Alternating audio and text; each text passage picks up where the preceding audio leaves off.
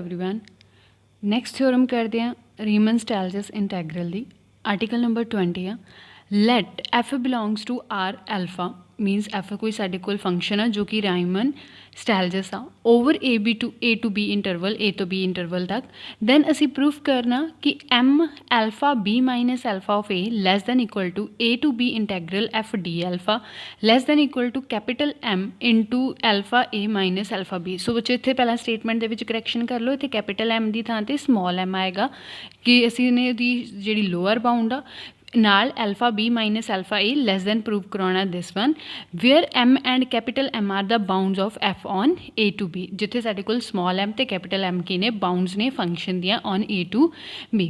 देखो बच्चे इनकुਐਲਿਟੀ ਜਿਹੜੀ ਹੈ ਹੋਲਡ ਕਰਾਉਣੀ ਹੈ ਇਹਦੇ ਵਿੱਚ ਜੇ स्मॉल एम ਤੇ कैपिटल एम ਦੀ ਗੱਲ ਕਰੀਏ ਤਾਂ ਹੁਣ ਇੱਥੇ ਸਾਡੇ ਕੋਲ ਲੋਅਰ ਸਮ ਤੇ ਅਪਰ ਸਮ ਦਾ ਅਸੀਂ ਯੂਜ਼ ਕਰਾਂਗੇ ਇਹਨੂੰ ਪ੍ਰੂਫ ਕਰਾਉਣ ਦੇ ਲਈ।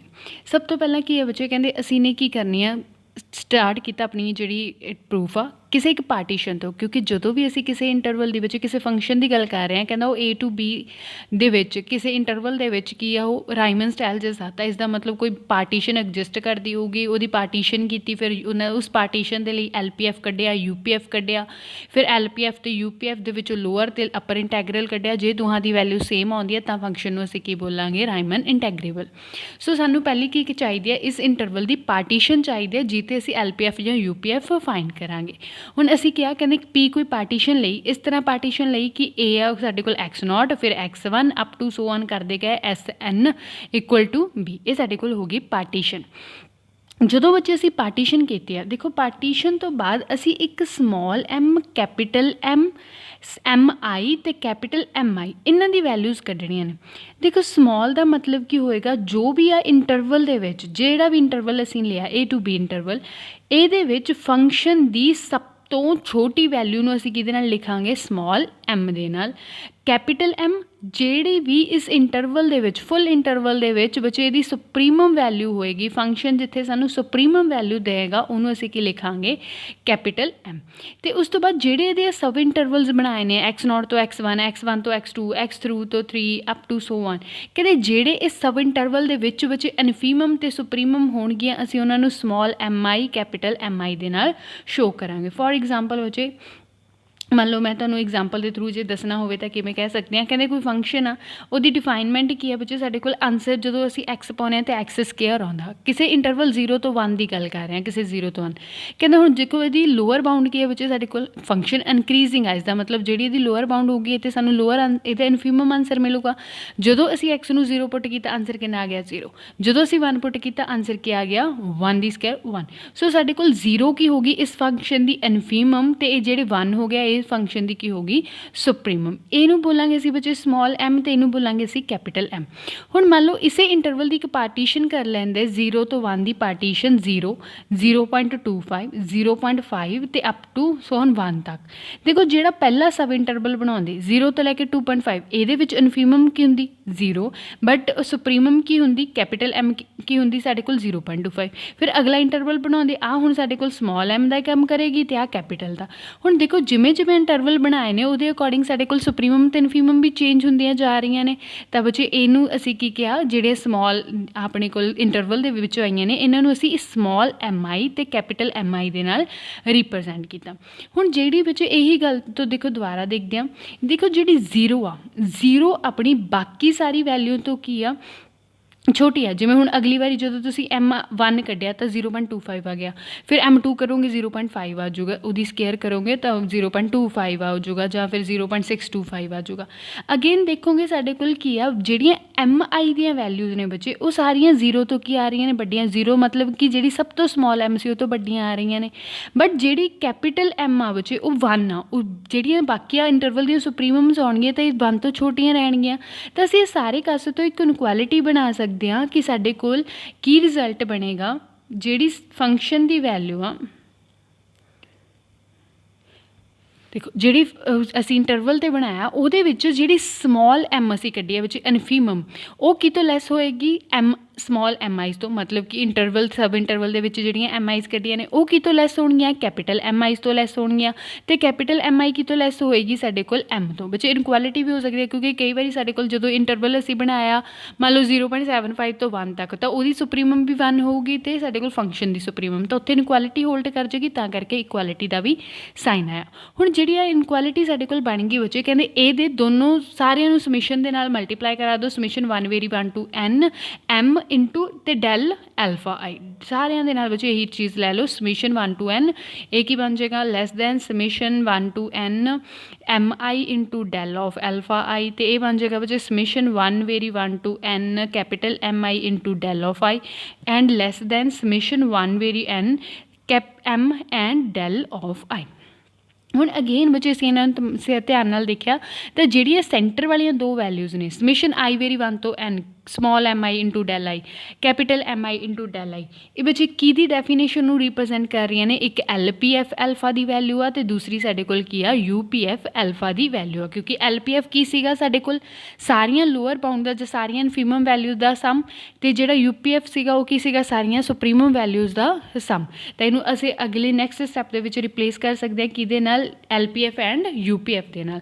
ਤਾਂ ਦੇਖੋ ਅਸੀਂ ਨੇ ਰਿਪਲੇਸ ਕੀਤਾ ਬੱਚੇ, ਇਹਨੂੰ ਅਸੀਂ ਦੇਖੋ ਇੱਥੇ ਇੰਟੈਗਰਲ ਪਾਇਆ ਹੋਇਆ, ਤਾਂ ਇੰਟੈਗਰਲ ਦੀ ਤੁਸੀਂ ਥਾਂ 'ਤੇ ਸਮਿਸ਼ਨ ਲੈ ਸਕਦੇ ਹੋ ਕਿ ਅਸੀਂ ਸਾਰਿਆਂ ਨੂੰ ਸਮਿਸ਼ਨ ਦੇ ਨਾਲ ਪ੍ਰੋਡਕਟ ਕੀਤਾ, ਕਿੱਥੋਂ 1 ਵੇਰੀ ਤੋਂ n ਤੱਕ, ਤਾਂ ਇਹਦੀ ਵੈਲਿਊ ਆ ਗਈ ਐਲ ਪੀ ਐਫ ਅਤੇ ਇਸ ਦੀ ਆ ਗਈ ਯੂ ਪੀ ਐਫ। ਤਾਂ ਯੂ ਪੀ ਐਫ ਇਹ ਤੋਂ ਛੋਟਾ ਅਤੇ ਐਲ ਪੀ ਐਫ ਬੱਚੇ ਇਹ ਤੋਂ ਵੱਡਾ, ਇਨਕੁਐਲਿਟੀ ਹੋਲਡ ਹੋ ਗਈ।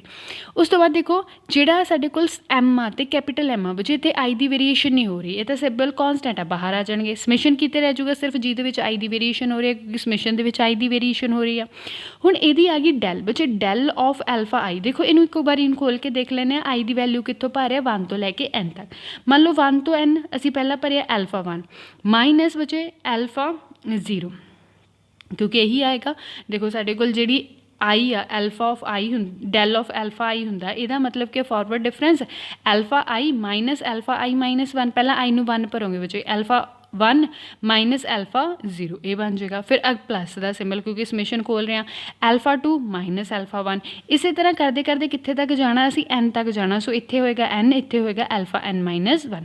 ਦੇਖਿਆ ਬੱਚੇ ਸਾਡੇ ਕੋਲ ਆਪ ਪੋਜ਼ੀਟਿਵ ਆ ਨੈਗੇਟਿਵ ਕੈਂਸਲ, ਅਗਲਾ ਵੀ ਪੋਜ਼ੀਟਿਵ ਨੈਗੇਟਿਵ ਇੱਕ ਕੈਂਸਲ ਹੋ ਜਾਏਗਾ। ਲਾਸਟ 'ਤੇ ਸਾਡੇ ਕੋਲ ਕੈਂਸਲ ਕਰਨ ਤੋਂ ਬਾਅਦ ਸਿਰਫ ਦੋ ਵੈਲਿਊਜ਼ ਬਚਣਗੀਆਂ, ਇੱਕ ਤਾਂ ਕੀ ਹੋਏਗੀ ਐਲਫਾ n, ਦੂਸਰੀ ਹੋਏਗੀ ਐਲਫਾ ਨੋਟ। ਜਦੋਂ ਅਸੀਂ ਬੱਚੇ ਕੋਈ ਪਾਰਟੀਸ਼ਨ ਕਰਦੇ ਹੁੰਦੇ ਹਾਂ ਤਾਂ ਜਦੋਂ ਵੀ ਅਸੀਂ ਐਲਫਾ n ਨੂੰ ਦੇਖਦੇ ਹਾਂ ਅਤੇ ਐਲਫਾ ਨੋਟ, ਕਿਹੜੇ ਇੰਟਰਵਲਸ ਹੋਣਗੇ, A to B ਇੰਟਰਵਲ, ਕਿਉਂਕਿ ਸਾਡੇ ਕੋਲ ਜਿਹੜਾ A to B ਇੰਟਰਵਲ ਸੀਗਾ ਤਾਂ ਉਹਦੀ ਜਿਹੜੀ ਲੋਅਰ ਅਸੀਂ ਉਹਨੂੰ ਨੋਟ ਨਾਲ ਰਿਪਰੈਜ਼ੈਂਟ ਕਰਦੇ ਹਾਂ, ਜੋ ਹਾਈਐਸਟ ਹੁੰਦੀ ਆ ਉਹਨੂੰ ਅਸੀਂ n ਦੇ ਨਾਲ ਰਿਪਰੈਜ਼ੈਂਟ ਕਰਦੇ ਹਾਂ। ਸੋ ਬੱਚੇ ਕੀ ਨਹੀਂ ਲਿਆ ਸਾਡੇ ਕੋਲ, ਐਲਫਾ ਦੀ value at a point B minus alpha ਦੀ value at a point A। ਦੇਖੋ ਅਗੇਨ ਸਟੈਪ ਦੇ ਵਿੱਚ ਅਸੀਂ ਸਮਿਸ਼ਨ ਖੋਲ ਕੇ ਐਲਫਾ ਆਈ ਦੀ ਵੈਲਿਊ ਜਿਹੜੀ ਉਹ ਸਬਸਟੀਟਿਊਟ ਕਰਤੀ ਦਿਸ ਵਨ।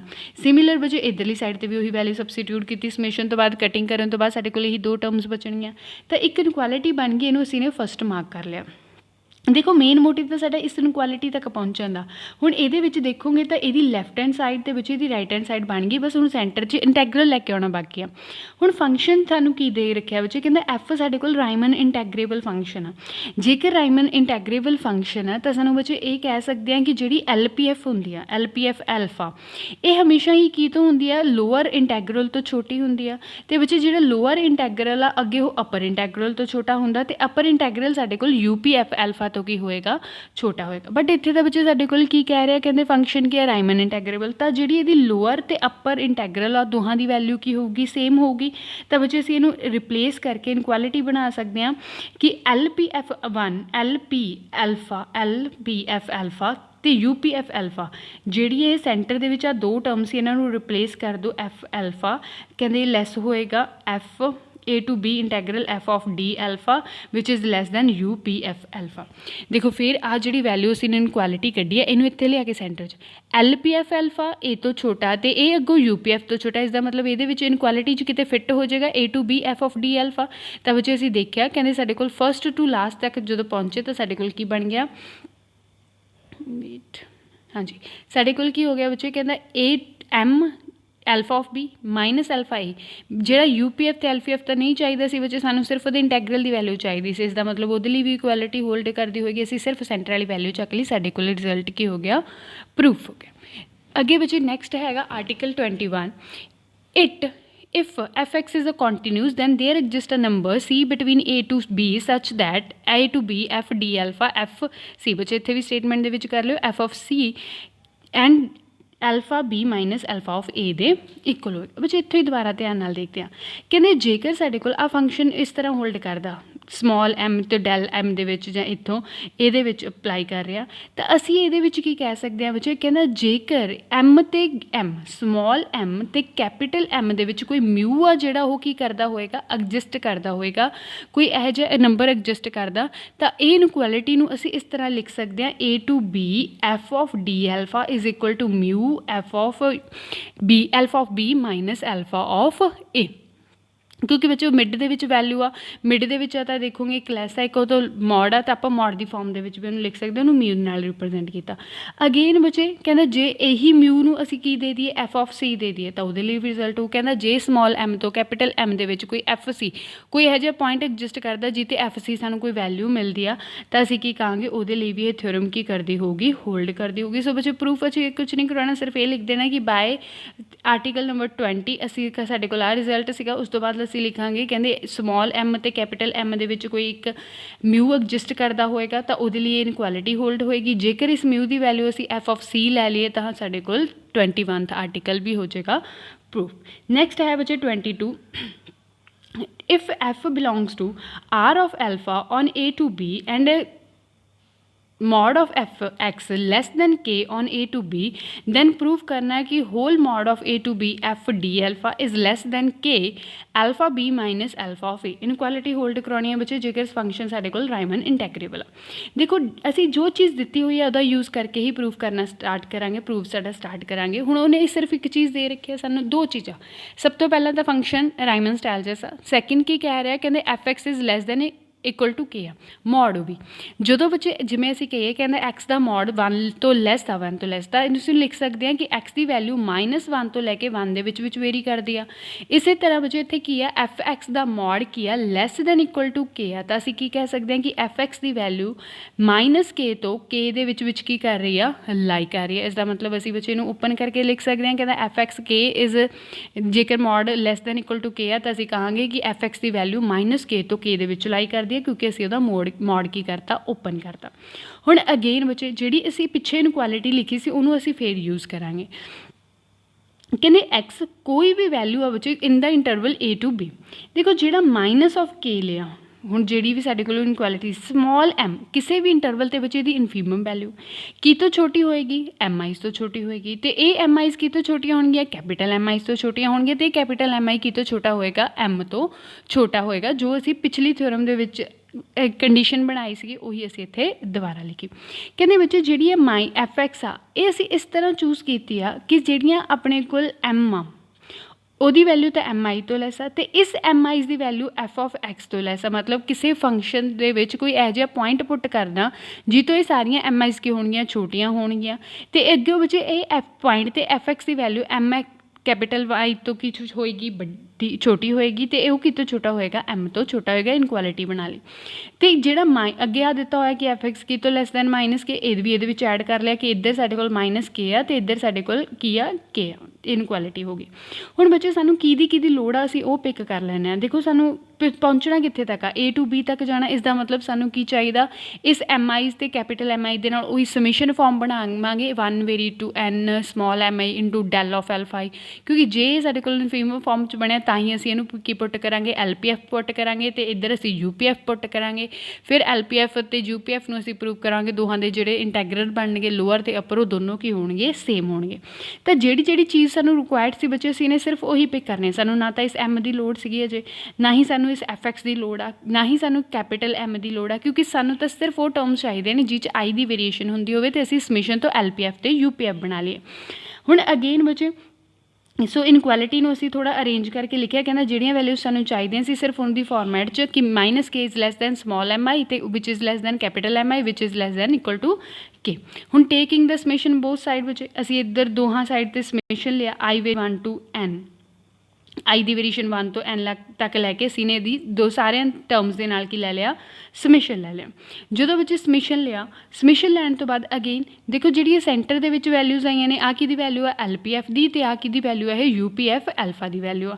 ਇੱਧਰ ਬੱਚੇ ਸਾਡੇ ਕੋਲ ਡੈਲ ਆਫ ਐਲਫਾ ਆਈ ਹੈ। ਡੈਲ ਆਫ ਐਲਫਾ ਆਈ ਨੂੰ ਜਦੋਂ ਤੁਸੀਂ ਓਪਨ ਕਰੋਗੇ, ਮੰਨ ਲਓ ਐਲਫਾ ਡੈਲ ਦਾ ਮਤਲਬ ਕੀ ਹੁੰਦਾ ਸਾਡੇ ਕੋਲ alpha of i minus alpha i plus 1, तो ये बन जाएगा बच्चे alpha 1 minus alpha 0 plus alpha 1 2 minus alpha 1 up to so on करते करते alpha of n minus alpha n minus 1। देखो कटिंग हो रही है, जिन्हों की कटिंग कर देंगे साढ़े को सिर्फ दो वैल्यूज़ बचनिया, एक alpha n minus alpha of not. n का मतलब जी इंटरवल आ उहदी high last ending value b, तो जी 0 आ जितों स्टार्ट हो रहा सी तो 0, तो बच्चे असीं की कहांगे, कहते डैल एल्फा ए आई की वैल्यू की आ गई alpha of B minus alpha of A, तो इधर भी सिमिलर असी उही वैल्यू सबसीट्यूट की।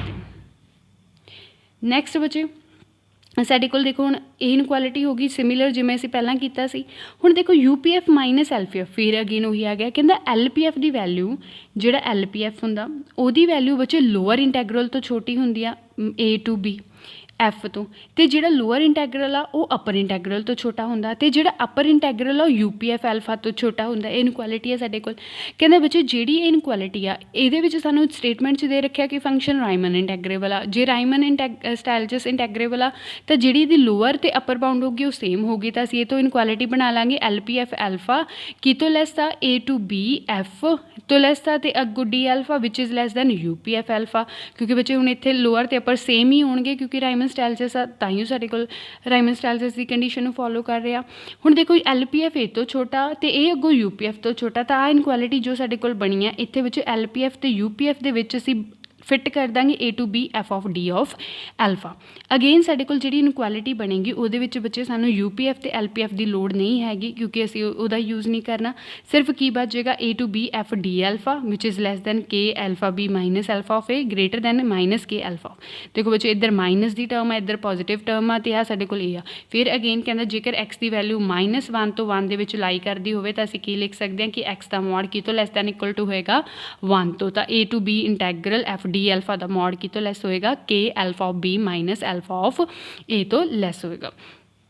ये सीगा बच्चे साडे कोल 22 आर्टिकल का प्रूफ। नैक्सट हैगा साडे कोल 23, कहंदे if F belongs to Riemann Stieltjes integral on A to B then CF also belongs to Riemann Stieltjes integral on A to B। बच्चे कहता जेकर साडे कोल कोई राइमन स्टाइलजस आ तो CF जो मतलब कॉन्सटेंट की कोई प्रोडक्ट भी उहदे नाल कीती, C की प्रोडक्ट की तां भी वो की रहेगा राइमन स्टाइलजस ही रहेगा। बच्चे ये दो पार्ट ने, तो सैकेंड प्रूफ कराना A to B C of F D alpha की दे इक्वल होएगा इंटीग्रेशन दे इधरली दे इक्वल होएगा।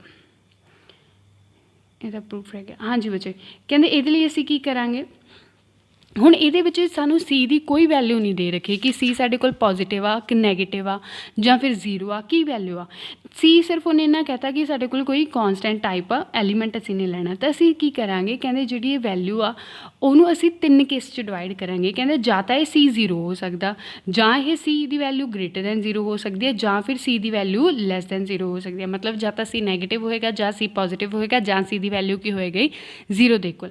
ਕਹਿੰਦੇ ਜੇ ਵਿੱਚ C ਇਕੁਅਲ ਟੂ 0 आता ਤਾਂ ਕੁਛ प्रूव करन दी लोड़ ही नहीं क्योंकि सी एफ तो फिर 0 ही बन जूगा, 0 राइमन इंटैग्रेबल हैगा जां नहीं उन चेक करने की लोड़ नहीं। फिर केस की बचे ਜਾਂ ਤਾਂ C ਦੀ value greater than equal to 0 होगी, ਜਾਂ C ਦੀ value less than equal to 0 ਹੋਏਗੀ। ਇਹਨਾਂ ਦੋਨਾਂ ਦੇ ਲਈ ਅਸੀਂ ਨੇ ਪ੍ਰੂਵ ਕਰਨਾ।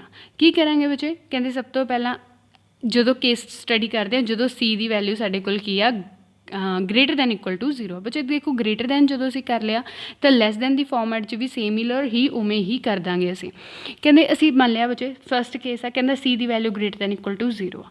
जे C की वैल्यू ग्रेटर दैन 0 आ तो फंक्शन तो पहला बच्चे उन्हें दिता होया कि राइमन स्टाइलजस आ। जेकर राइमन स्टाइलजस आ तो यदी कोई साडे कोल इनफीमम होएगी M, जिन्होंने असी M लिखता बच्चे की होएगी ये साडी infimum of FX on any interval A to B। कोई A to B इंटरवल दे विच असी लिया तो जिहड़ियां MIs होणगियां बच्चे ਜਿਹੜੀ ਅਸੀਂ A to B इंटरवल ਦੇ ਵਿੱਚ ਪਾਰਟੀਸ਼ਨ ਕਰਾਂਗੇ ਉਹਨਾਂ ਸਾਰਿਆਂ ਦੇ ਉੱਤੇ ਇਨਫੀਮਮਸ ਹੋਣਗੀਆਂ। Infimum of FX on any interval XI ਤੋਂ ਲੈ ਕੇ XI ਦੇ ਵਿੱਚ ਜੋ ਵੀ ਅਸੀਂ ਸਬ ਇੰਟਰਵਲ ਲਿਆ ਉਹਦੇ ਵਿੱਚ। ਅਤੇ ਇਸੇ ਤਰ੍ਹਾਂ ਵਿੱਚ ਅਸੀਂ ਕੈਪੀਟਲ MI ਚੂਜ਼ ਕਰ ਲਈਏ। ਕੈਪੀਟਲ MIs ਕੀ ਹੋਣਗੇ, ਸੁਪਰੀਮਮ ਆਫ FX ਦੀਆਂ XI -1 ਇਸੇ ਸਬ ਇੰਟਰਵਲ ਦੇ ਵਿੱਚ। ਹੁਣ ਦੇਖੋ ਜੇ ਬੱਚੇ ਅਸੀਂ ਇਹਦੀ ਪ੍ਰੋਡਕਟ C ਨਾਲ ਕਰ ਦਈਏ ਕਿਉਂਕਿ ਸਾਨੂੰ ਫੰਕਸ਼ਨ ਕਿਹਦੀ ਗੱਲ ਕਰ ਰਿਹਾ, ਸੀ ਐਫ ਨੂੰ ਪ੍ਰੂਵ ਕਰਾਉਣਾ ਕਿ ਰਾਈਮਨ ਇੰਟੈਗਰੇਬਲ ਹੈਗਾ ਜਾਂ ਨਹੀਂ। ਉਹਨੂੰ ਅਸੀਂ ਪ੍ਰੂਵ ਕਰਨਾ ਤਾਂ ਐਫ ਦੇ ਨਾਲ ਸਾਨੂੰ ਸੀ ਦੀ ਪ੍ਰੋਡਕਟ ਕਰਕੇ ਦੇਖਣਾ ਪਊ। ਤਾਂ ਇਹਦੇ ਨਾਲ ਬੱਚੇ ਜਦੋਂ ਅਸੀਂ ਸੀ ਦੀ ਪ੍ਰੋਡਕਟ, ਮੰਨ ਲਓ ਸੀ ਇੱਥੇ ਹੁੰਦਾ ਵੀ ਸੀ ਐਫ ਆਫ ਐਕਸ, ਸੀ ਤਾਂ ਕੌਨਸਟੈਂਟ ਆ, ਕੌਨਸਟੈਂਟ ਨਾਲ ਫੰਕਸ਼ਨ ਦਾ ਬਿਹੇਵ ਨਹੀਂ ਚੇਂਜ ਹੋਏਗਾ, ਪਰ ਸੀ ਕੀ ਆ ਜਾਏਗਾ, ਅੱਗੇ ਨਿਕਲ ਕੇ ਆ ਜਾਏਗਾ। ਬਟ ਇਹ ਕੇਸ ਉਦੋਂ ਆ ਬੱਚੇ ਜਦੋਂ ਸੀ ਦੀ ਵੈਲਿਊ ਪੋਜ਼ੀਟਿਵ ਆ, ਪੋਜ਼ੀਟਿਵ ਦੇ ਵਿੱਚ ਕੋਈ ਚੇਂਜ ਨਹੀਂ ਹੋਏਗਾ, ਬਸ ਇਨਫੀਮਮ 'ਚ ਰਹੇਗਾ, ਸੀ ਅੱਗੇ ਆ ਜਾਏਗਾ, ਅਤੇ ਸੁਪਰੀਮਮ 'ਚ ਹੀ ਰਹੂਗਾ, ਅਤੇ ਸੀ ਸਾਡੇ ਕੋਲ ਕੀ ਆ ਜਾਊਗਾ, ਅੱਗੇ ਆ ਜਾਊਗਾ। ਤਾਂ ਅਸੀਂ ਕੀ ਕਹਿ ਸਕਦੇ ਹਾਂ, ਕਹਿੰਦਾ ਜਿਹੜਾ ਸੁਪਰੀਮਮ ਆਫ ਸੀ ਐਫ ਫੰਕਸ਼ਨ ਹੋਊਗਾ, ਮਤਲਬ ਜਿਹੜਾ ਸੀ ਐਫ ਫੰਕਸ਼ਨ ਅਸੀਂ ਕਰਾਂਗੇ ਉਹਦੀ ਜਿਹੜੀ ਸੁਪਰੀਮਮ ਹੋਊਗੀ ਉਹ ਕਿਹਦੇ ਇਕੁਅਲ ਹੋਊਗੀ, ਸੀ ਸੁਪਰੀਮਮ ਆਫ ਐਫ ਆਫ ਐਕਸ। ਮਤਲਬ ਸੁਪਰੀਮਮ ਆਫ ਐਫ ਐਕਸ ਕੀ ਲਿਖਿਆ ਸੀਗਾ, ਸੀ ਐਮ ਆਈ ਲਿਖਿਆ ਸੀਗਾ, ਅਤੇ ਸਿਮਿਲਰ ਸੀ ਐਫ ਦੀ ਇਨਫੀਮਮ ਵੈਲਿਊ ਕੀ ਹੋਊਗੀ, ਸੀ ਇੰਟੂ ਸਮੋਲ ਐਮ ਆਫ ਆਈ। ਕੋਈ ਚੇਂਜ ਨਹੀਂ ਆਇਆ ਬੱਚੇ, ਬਸ ਮੂਰੇ ਕੀ ਲੱਗ ਗਿਆ ਸਾਡੇ ਕੋਲ, ਕਿ ਸੀ ਕੌਨਸਟੈਂਟ ਲੱਗ ਗਿਆ ਜੋ ਸਾਡੇ ਕੋਲ ਫੰਕਸ਼ਨ ਦੇ ਨਾਲ ਲੱਗਿਆ ਹੋਇਆ ਸੀ। ਦੇਖੋ ਪ੍ਰੂਫ ਕੀ ਕਰਾਉਣਾ, ਸਾਡੇ ਕੋਲ ਇਹ ਫੰਕਸ਼ਨ ਕੀ ਹੋਏਗਾ, ਐਫ ਆਫ ਸੀ ਰਾਈਮਨ ਸਟੈਲਜਸ ਹੋਏਗਾ। ਤਾਂ ਕੀ ਪ੍ਰੂਫ ਕਰਾਉਣਾ, ਇਸ ਦਾ ਮਤਲਬ ਯੂ ਪੀ ਐਫ ਬੱਚੇ, ਹੁਣ ਇੱਥੇ ਸੀ ਐਫ ਆ into alpha minus L P C alpha minus ਇਹ ਕੀ ਹੋਣਗੇ ਲੈਸ ਦੈਨ ਐਪਸਾਈਲਨ। ਜੇ ਇਨਕੁਐਲਿਟੀ ਹੋਲਡ ਕਰਕੇ ਫੰਕਸ਼ਨ ਕੀ ਹੋਏਗਾ, ਰਾਈਮਨ ਸਟੈਲਜਸ ਹੋਏਗਾ। ਬੱਚੇ ਦੇਖੋ ਇਹਦੀ ਵੈਲਿਊ ਕੀ ਹੋਊਗੀ, summation M I into del of alpha I, ਅਤੇ ਇਹਦੀ ਵੈਲਿਊ ਵੀ ਬੱਚੇ ਸੇਮ ਸਾਡੇ ਕੋਲ small M I into del of alpha I, ਇਹੀ ਹੋਣੀ ਸੀ ਸਮਿਸ਼ਨ। ਬਟ ਇੱਥੇ ਵਿੱਚ U P C F function ਦੇ ਲਈ ਸਾਡੇ ਕੋਲ ਕੈਪੀਟਲ ਕੀ ਆ, ਇਹਦੇ ਮੂਰੇ ਵੀ ਸੀ ਲੱਗ ਜਾਣੀ ਆ, ਇਹਦੇ ਮੂਰੇ ਵੀ ਸੀ ਲੱਗ ਜਾਣੀ ਆ। ਸੀ ਤਾਂ ਕੌਨਸਟੈਂਟ ਆ, ਸੀ ਕੌਨਸਟੈਂਟ ਬਾਹਰ, ਸਮਿਸ਼ਨ M I minus small M I into Dell ਅਸੀਂ ਨੇ ਕਾਮਨ ਕੱਢ ਲਿਆ ਬਚੇਗੀ। ਹੁਣ ਬੱਚੇ ਉਹਨੇ ਕਿਹਾ, ਕਹਿੰਦਾ ਰਾਈਮਨ ਸਟੈਲਜਸ ਐਫ ਤਾਂ ਹੈਗਾ ਹੀ ਹੈ, ਇਸ ਦਾ ਮਤਲਬ ਜਦੋਂ ਅਸੀਂ capital M I minus small M I ਕਰਾਂਗੇ ਇਹ ਤਾਂ ਲੈਸ ਦੈਨ ਐਪਸਾਈਲਨ ਹੀ ਹੋਏਗਾ, ਕਿਉਂਕਿ U P F minus L P F less than epsilon ਆ। ਜੇ ਇਹ ਲੈਸ ਦੈਨ ਐਪਸਾਈਲਨ ਆ ਤਾਂ ਉਹਦੀ ਪ੍ਰੋਡਕਟ ਸੀ ਨਾਲ ਕਰੋਗੇ ਬੱਚੇ, ਅਗੇਨ ਉਹ ਸਾਡੇ ਕੋਲ ਕੀ ਰਹੇਗਾ, ਲੈਸ ਦੈਨ ਐਪਸਾਈਲਨ ਹੀ ਰਹੇਗਾ। ਤਾਂ ਅਸੀਂ ਕਹਿ ਸਕਦੇ ਹਾਂ ਕਿ ਜਿਹੜਾ ਸੀ ਆਫ ਐਫ ਆ ਉਹਦੇ ਲਈ ਵੀ ਆ ਕੰਡੀਸ਼ਨ ਹੋਲਡ ਕਰਦੀ ਹੈ, ਤਾਂ ਫੰਕਸ਼ਨ ਕੀ ਹੋਏਗਾ, ਰਾਈਮਨ ਸਟੈਲਜਸ। ਹੁਣ ਜਦੋਂ ਬੱਚੇ ਅਸੀਂ ਇਹਦਾ ਸੁਪਰੀਮਮ ਦੇਖਣਾ, ਮਤਲਬ ਕਿ ਜਦੋਂ ਅਸੀਂ ਇਹਦਾ ਸੈਕਿੰਡ ਕੇਸ ਦੇਖਣਾ, ਜਦੋਂ ਸੀ ਦੀ ਵੈਲਿਊ ਨੈਗੇਟਿਵ ਹੋਊਗੀ। ਜਦੋਂ ਸੀ ਦੀ ਵੈਲਿਊ ਨੈਗੇਟਿਵ ਹੋਊ, ਸੋਚ ਕੇ ਦੇਖੋ ਬੱਚੇ ਸਾਡੇ ਕੋਲ ਐਫ ਐਕਸ ਆ ਫੰਕਸ਼ਨ, ਕਿਤੇ ਤਾਂ ਹੋਇਆ ਮਾਈਨਸ ਐਕਸ, ਜੇ ਉਸ ਐਕਸ ਪਾਉਂਗੇ ਤਾਂ ਮਾਈਨਸ ਐਕਸ ਆਨਸਰ ਆਊਗਾ। ਜੇ ਅਸੀਂ 0 ਤੋਂ 1 ਇੰਟਰਵਲ ਦੇ ਵਿੱਚ ਗੱਲ ਕਰੀਏ, ਚਲੋ 1 ਤੋਂ ਲੈ ਕੇ 2 ਇੰਟਰਵਲ ਦੇ ਵਿੱਚ ਗੱਲ ਕਰੀਏ, ਹੁਣ ਜੇ ਤੁਸੀਂ ਇਹਨੂੰ ਵਿੱਚ 1 ਪਾਓਗੇ ਆਨਸਰ ਕੀ ਆਊਗਾ, -1। ਜਦੋਂ ਇਹਦੀ ਵੈਲਿਊ 2 ਪਾਈ ਤਾਂ ਆਨਸਰ ਕੀ ਆਊਗਾ, -2। ਹੁਣ -2 ਵੱਡਾ ਕਿ -1 ਵੱਡਾ, ਓਬਵੀਅਸ -1। ਤਾਂ ਕਹਿੰਦੇ ਜਦੋਂ ਸਾਡੇ ਕੋਲ ਫੰਕਸ਼ਨ ਡਿਕਰੀਜ਼ਿੰਗ ਫਾਰਮ 'ਚ ਹੁੰਦਾ, ਨੈਗੇਟਿਵ ਫਾਰਮ 'ਚ ਹੁੰਦਾ, ਤਾਂ ਜਿਹੜੀ ਉਹਦਾ ਲੋਅਰ ਪੁਆਇੰਟ ਹੁੰਦਾ ਉਹ ਸਾਨੂੰ ਉਹਦੀ ਸੁਪਰੀਮਮ ਦਿੰਦਾ, ਅਤੇ ਜਿਹੜਾ ਉਹਦਾ ਹਾਈਐਸਟ ਪੁਆਇੰਟ ਹੁੰਦਾ ਇੰਟਰਵਲ ਦਾ ਉਹ ਸਾਨੂੰ ਕੀ ਦਿੰਦਾ, ਇਨਫੀਮਮ ਦਿੰਦਾ। ਉਲਟ ਕੇਸ ਹੋ ਜਾਂਦਾ, ਜਦੋਂ ਪੋਜ਼ੀਟਿਵ ਵੈਲਿਊਜ਼ ਹੁੰਦੀਆਂ ਨੇ ਉਦੋਂ ਤਾਂ ਸੇਮ ਬੱਚੇ ਸਾਨੂੰ ਬੜੀ ਵੈਲਿਊ 'ਤੇ ਸੁਪਰੀਮਮ ਮਿਲਦਾ, ਛੋਟੀ ਵੈਲਿਊ 'ਤੇ ਇਨਫੀਮਮ ਮਿਲਦਾ। ਬਟ ਜਦੋਂ ਸਾਡੇ ਕੋਲ ਨੈਗੇਟਿਵ ਫੰਕਸ਼ਨ ਹੋਵੇ ਤਾਂ ਕੇਸ ਕੀ ਹੋ ਜਾਂਦਾ, ਆਪੋਜ਼ਿਟ। ਤਾਂ ਬੱਚੇ ਇਹਦੇ ਵਿੱਚ ਕੁਝ ਨਹੀਂ ਕਰਨਾ, ਕਹਿੰਦਾ ਜੇ ਆਪੋਜ਼ਿਟ ਆ ਤਾਂ ਜਿਹੜਾ ਅਸੀਂ ਸਮਿਸ਼ਨ capital M I minus small M ਆਈ ਬਣਾਇਆ ਸੀ, ਹੁਣ ਉਹ ਕੀ ਬਣ ਜੂਗਾ, minus small M I minus capital M ਆਈ। ਤਾਂ ਸਾਡੇ ਕੋਲ ਉਹਦੇ ਲਈ ਵੀ ਸੇਮ ਲੈਸ ਦੈਨ ਐਪਸਾਈਲਨ ਹੋ ਜਾਏਗਾ, ਤਾਂ ਕੇਸ ਕੀ ਹੋ ਜਾਏਗਾ, ਪ੍ਰੂਫ ਹੋ ਜਾਏਗਾ। ਇਹ ਸੀਗਾ ਬੱਚੇ ਆਰਟੀਕਲ ਨੰਬਰ 23। ਨੈਕਸਟ ਕਰਾਂਗੇ 24 ਐਂਡ 25 ਆਰਟੀਕਲ ਬੱਚੇ ਜੋ ਰਹਿ ਗਏ ਨੈਕਸਟ ਯੂਜ਼ ਕਰਾਂਗੇ। Thank you for ਵਾचिंग।